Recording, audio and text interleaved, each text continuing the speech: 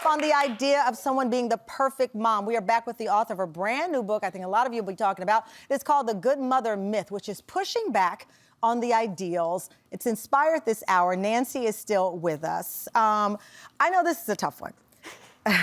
You talk about your husband's role as a parent or anyone's spouse, significant other, as the complement to our mother journey. And you did not hide the fact that you had some resentment. You wrote in the book, you said, in the nighttime, he cared for his own needs, then went back to sleep. I was tethered to the baby and his needs, the boundaries of my body blurred by nursing.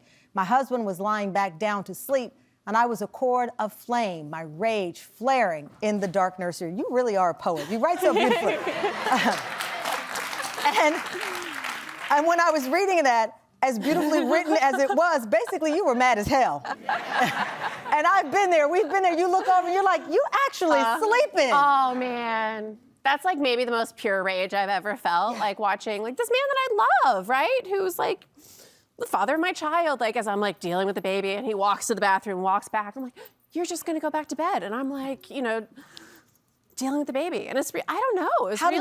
How did you cope with that anger? I mean, not well for a long time, to be totally honest, because I think that I had really taken in this idea that being a good mom meant that I would just know how to do it all. Like, I'm nursing the baby because that's something a good mom does. When he needs me in the night, I get up because that's the good mom. Mm-hmm.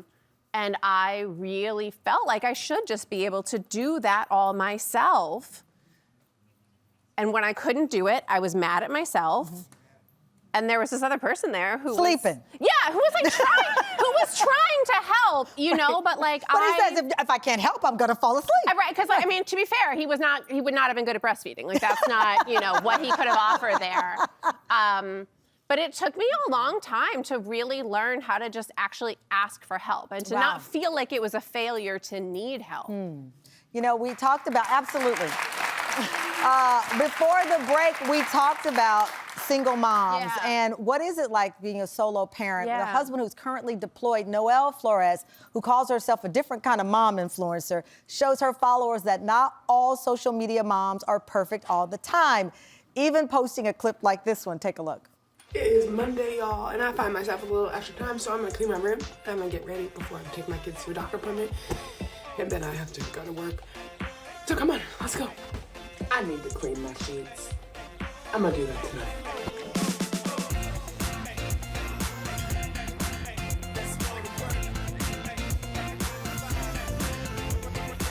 Well, I cleaned my room, now it's time for me to get ready. Well, there it is, I'm ready. It's Monday, have a great day, you guys. Joining us on Skype, please welcome Noelle Flores. Noelle, thank you so much for joining us. So I told the audience in the commercial break, first of all, the house is clean and the cat is peeking from behind the door. That's a cat, right? Or a kid? Yeah, okay. My 6 months. So cute.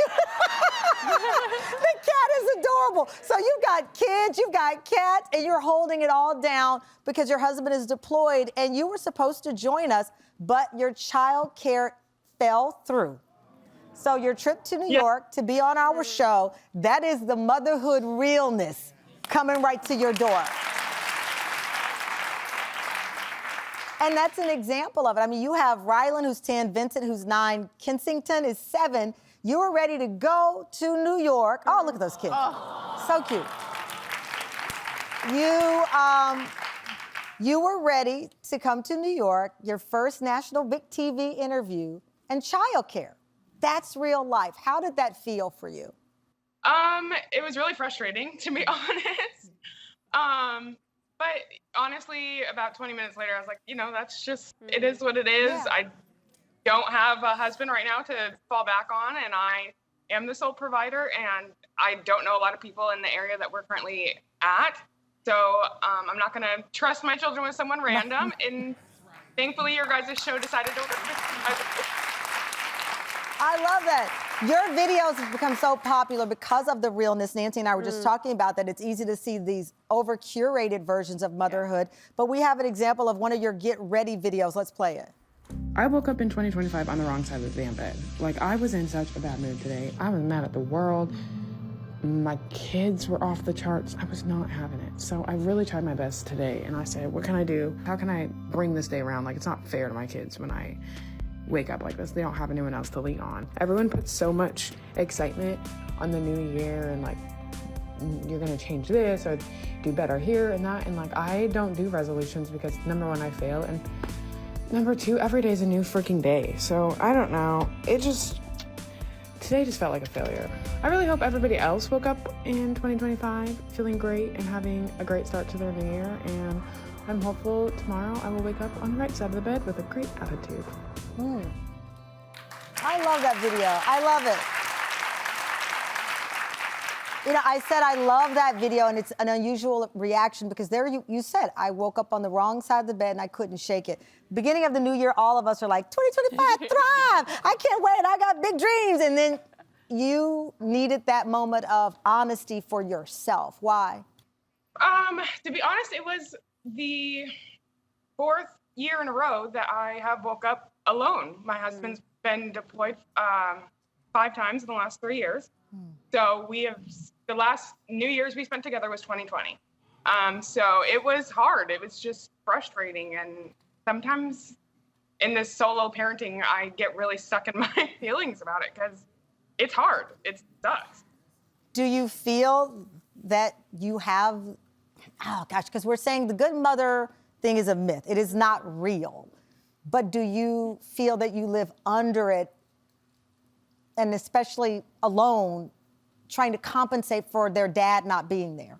Oh, absolutely. I constantly am taking on the role of mother and father, and especially raising 2 young sons, trying to make sure that they're still getting the teachings that my husband would be doing while he's away, and as well as still raising my daughter and trying not to make anybody feel excluded. Sometimes my boys will say I spend too much time with my daughter, but it's hard. I've had to learn new hobbies. We've had to learn things together, me and the boys, because I'll be honest, I was raised to be a girl mom and not a boy mom, so it is hard. It's very hard. You're like, I can tie a bow, I cannot tie a tie, I guess. Look, I'm a boy mom and I didn't even know what they put on. I have a tie.